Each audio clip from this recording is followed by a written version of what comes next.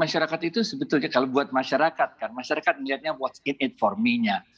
Lebih ribet gak sih bank syariah? Kalau lebih ribet kita repot nih. Kalau mau jadi nasabah bank syariah aja suruh dites baca Quran kita repot, bener nggak?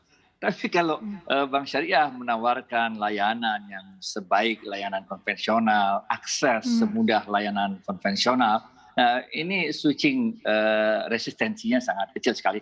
Kita kemarin baru aja melakukan survei di seluruh Indonesia untuk layanan syariah ini untuk sebuah badan pengelola di Indonesia. Kita mendapatkan bahwa buat mereka seandainya tingkat kualitas akses dan layanan syariah dengan konvensional ini sama, for sure mereka akan pilih yang syariah. Nah, ini menurut saya satu hal yang sangat bagus sekali dari temuan tersebut. Ini juga sebetulnya menjadi dorongan bagi kami untuk mengusulkan perlunya kita sebuah bank syariah yang khusus menggarap segmen perumahan. Perlunya bank khusus yang khusus menggarap segmen tadi kita sebut BPD Syariah yang jadi terbesar di dunia. Jadi memang kita perlu bank besar, tapi sebesar-besarnya bank itu ya dibandingin sama Bank Mandiri misalnya, dibandingin sama 6 bank di atasnya itu, ya masih kecil lah, masih 1/5, masih 1/6, 1/7-nya. Tapi kalau kita bicara mengenai bank yang menggarap segmen tertentu, kalau kita masuk ke segmen misalnya ya Bank Syariah Perumahan, Bank KPR Syariah, segmennya khusus untuk menggarap perumahan, ini langsung kita menjadi bank KPR syariah terbesar di dunia dengan aset sekitar 370-400 triliun lah kira-kira. Keren-keren, asal kita ini aja deh, asal kita konsisten.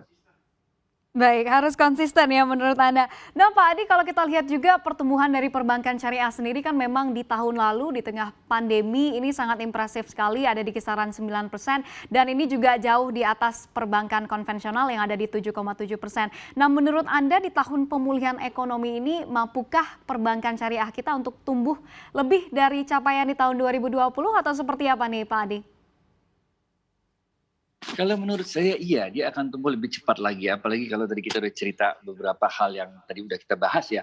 Karena ada potensial investor yang besar, yaitu BPKH.